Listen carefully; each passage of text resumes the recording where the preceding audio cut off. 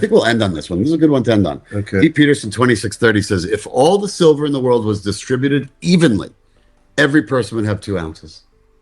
That's pretty nuts.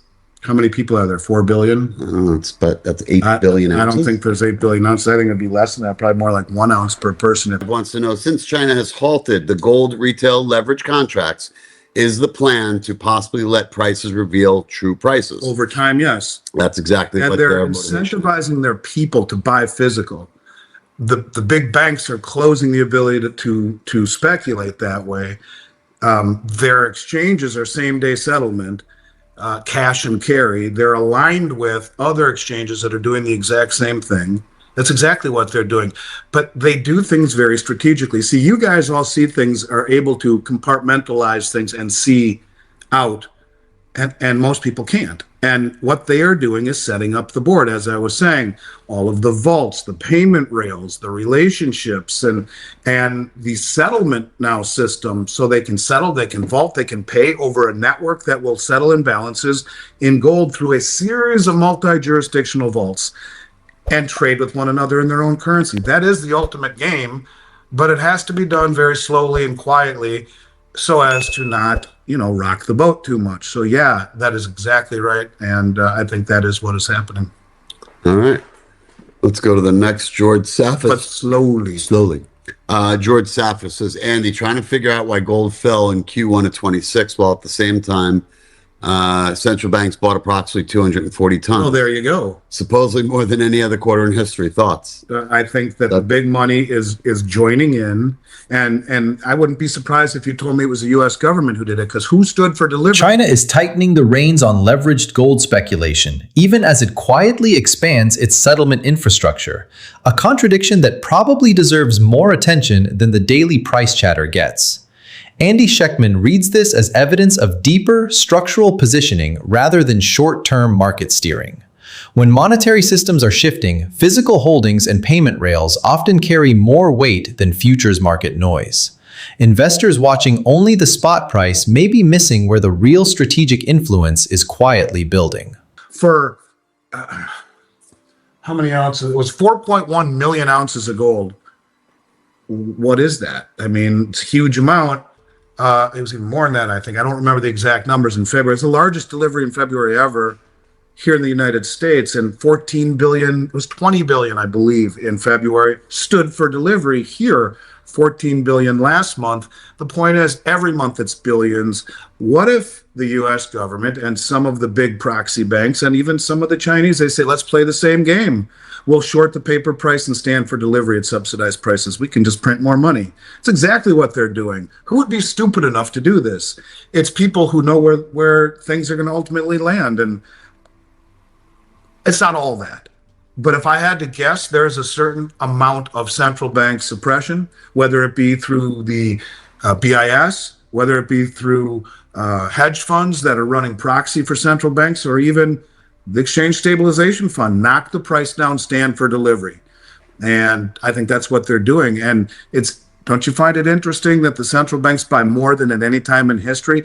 And by the way, they underreport it. The World Gold Council said your first quarter numbers were 15 times underreported by import-export numbers. Fugazi. So they're buying it. They're lying about buying it. And if they're lying about buying it, why not suppress the paper price to accumulate it? Of course. Realizing that the game is almost over. So let's do it through proxy entities so we don't have our footprints in the snow, and let them knock the price down while we quietly, through them, stand for delivery for the Exchange Stabilization Fund under the guise of national security, which would not require congressional approval. Could it be? I don't know. But to your point, it don't make sense without realizing something to the extent of the big players are saying, you know what? Screw it. Suppress the paper price. We'll just come up with more cash. I want the metal. It's worth more than all of it. And that brings us to the next question. Coyote1 says, Andy, Kevin, where was all this silver and gold that's being purchased in mass quantities and taking delivery on?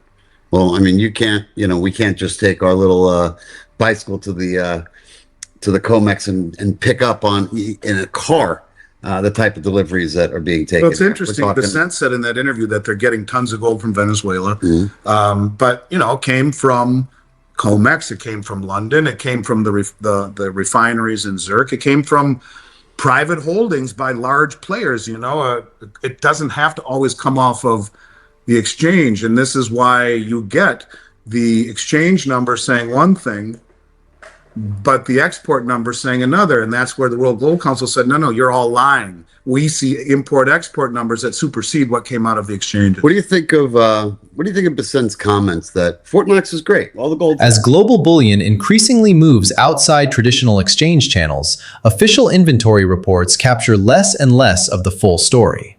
Schectman's point is that import and export data can expose movement that headline exchange numbers simply don't show.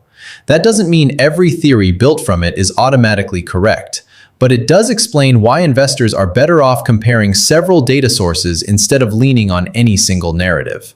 Protecting wealth, in his framing, starts with questioning information that's incomplete. I think it's silly. He had several things that were factually incorrect. What I did take away from it is that you could sit and have a scotch with him and he would hang with you in a conversation like this. He understands gold. He understands fiat. The one thing that he said, I got gold certificates on my wall right there that say payable to the bearer on demand in gold coin instead of in God we trust. Right. And he said, the holders of those can go to Fort Knox and get their gold. No, that's not true. That they changed the law years ago on that.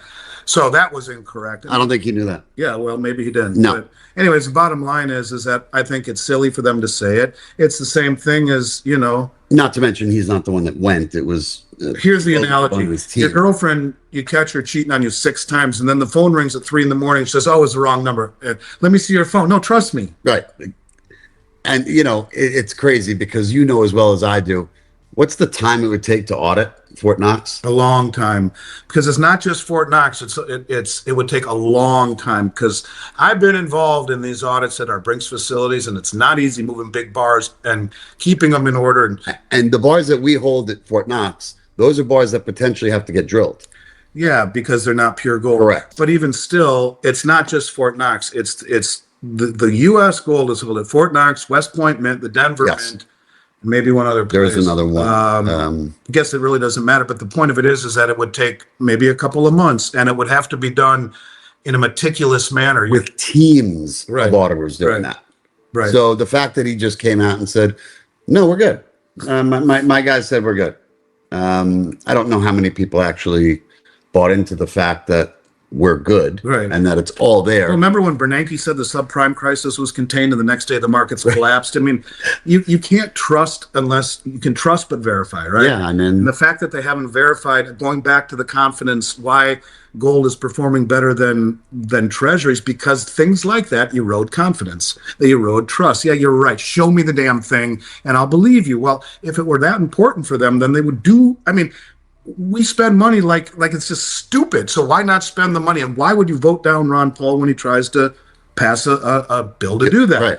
When it seems stupid, it probably is stupid. Confidence is cheap right up until the market demands proof, at which point trust becomes the most valuable thing you can hold. This is where Schectman's argument shifts from price action to institutional credibility. People tend to underestimate how fast confidence can unravel when verification keeps getting deferred during periods of financial stress. Real wealth preservation, by his logic, comes from actually weighing the evidence rather than just accepting official assurances at face value.